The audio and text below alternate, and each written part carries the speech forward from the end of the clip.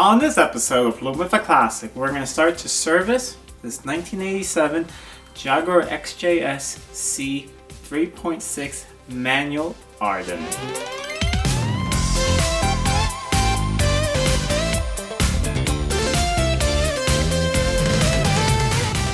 Welcome back to Living with a Classic, and if you're new to my channel, I hope you stick around and consider subscribing.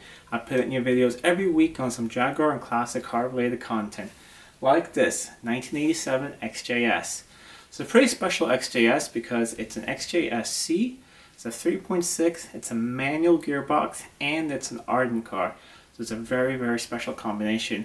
I'm going to do some service work to this car now over the next couple of days. It's going to be an oil change, change the gearbox oil as well, change the mount for the gearbox, and also go through the coolant system, change all the coolant hoses and all the coolant as well.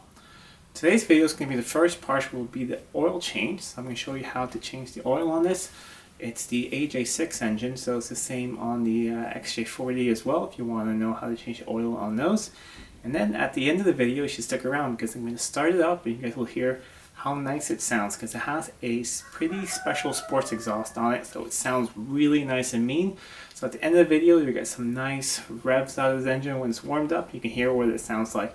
So let's head over to the car and start changing that oil. Since everything is still nice and warm, I'm going to start by draining the oil. The sun plug is at the rear of the oil pan. It's quite big. It's here, it's 30 millimeters. And there's about 8 liters of oil in these engines, so make sure you have a big enough catch pan to catch all of that. Let's see if I manage to not make such a mess.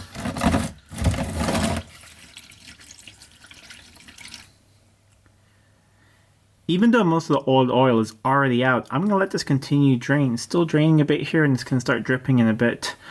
I'm going to let that drain for another hours, if not until tomorrow, just to get all of that old oil out. You don't want any of that to contaminate the new oil, so if you have some time, let it drain overnight. It's not going to do any harm. It's just going to be a lot better. Also, when I come back, then everything is cooled down a bit and I won't burn my hands when I try to change the oil filter, which is all the way up there, but we'll get to that later. Now I'm going to let this drip, and when I come back, we're going to change the oil filter. It's actually the next day, so everything is drained out. There was a little bit of drip hanging there, I just wiped off. So I'm going to put the drain plug back in. The crush washer, sealing washer, looked really fine and wasn't leaking before, so it definitely feels reusable. And I'm just going to snug it down.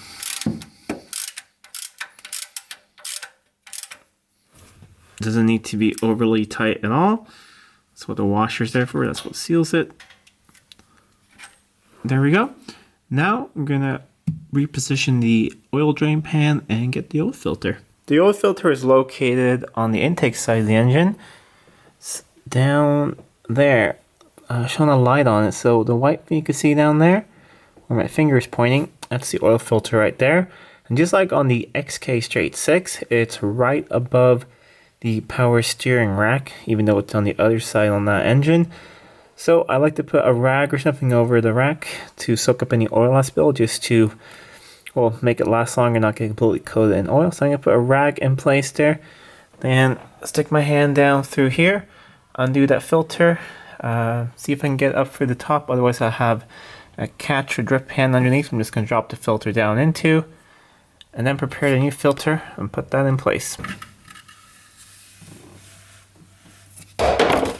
I was able to get this filter off my hand, so it wasn't really stuck on very tight. If yours is on pretty tight, you can use, I like to use these. It's just a chain adjustable oil filter wrench. It's a really cheap one actually, but I had this one for 10 years and it still works great. Fits any filter in any location. So these are really easy and cheap and simple. There are many types of wrenches, but that one works at least. When you take the old filter off, have a look and make sure that the O-ring is on there. If it's not on here, it's going to be stuck on the block on the side of the engine.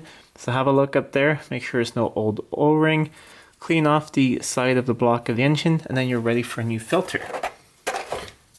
These engines use the same filter as the V12s and the XK Straight 6s as well that use these replaceable filters. Here's the part number, EBC9658. So That's nice about these Jags. They all use the same filter.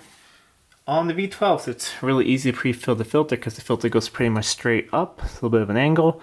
But here, since it goes on the side of the block, you can't really fill it all the way. I still like to pour a little bit of oil in it just to help with the oil pressure in the first startup. So not all the way, but just like that. And then I'll let it seep down through into the filter. And I smear a little bit on the O-ring to get a nice good seal.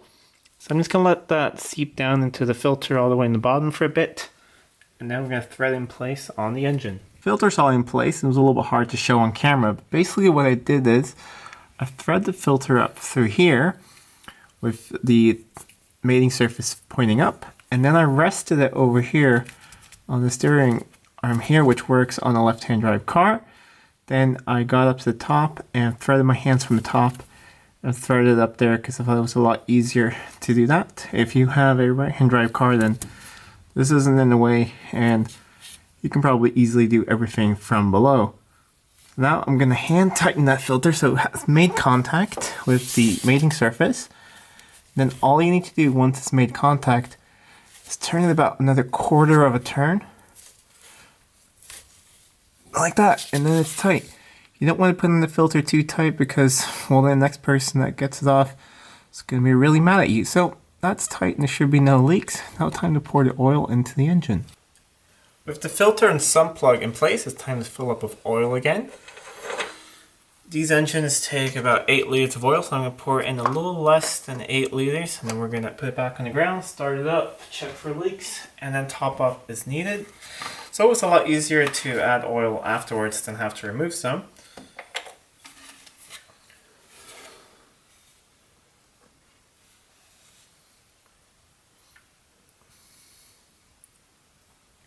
When these engines were new, Jaguar recommended 10W40.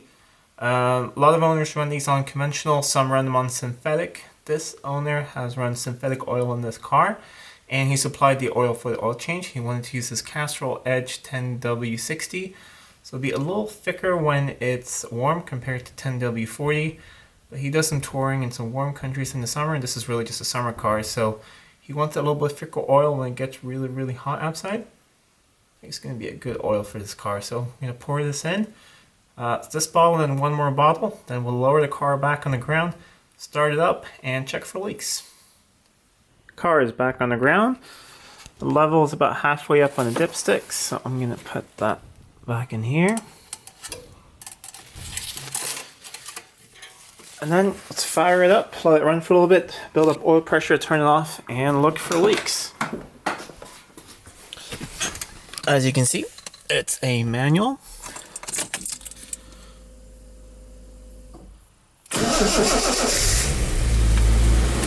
Okay, let's see. Oil pressure light is still on. There, that went off. And let's just wait for the oil pressure gauge. It's a little bit slow in this car to react. And now that gauge is starting to move. It's really slow in this car. It takes a while for it to go up on top, but it definitely has good oil pressure. It's just a sender issue that we're going to have a look at later. I'm going to turn the engine off and we'll have a look if there are any leaks. I checked for leaks in the wear none, so I started it back up and it's run for about a minute or so now, and now the oil pressure gauge has woken into life. It says a little slow in this car, but showing great pressure right there. And it's starting to go off the high idle now a little bit, starting to warm up a bit.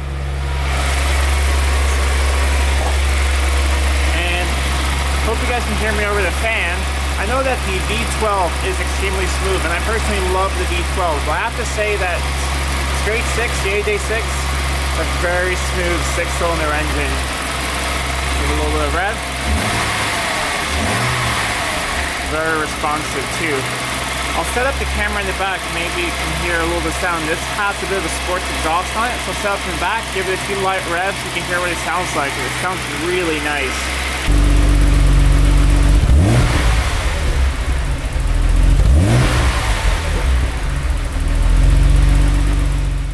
And that's it for this episode. Now, doesn't that car sound great?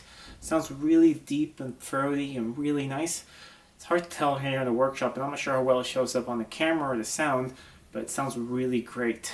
In a future video, when everything is done in this car, I'll take you out on the road for a proper test drive and bring you guys along.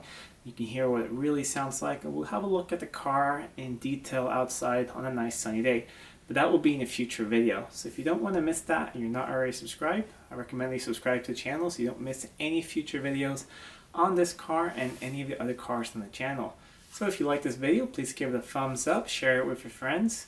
If you like this car, leave a comment down below about it. And until next time, I'm Adam, and this was Living with a Classic. I'll see you soon.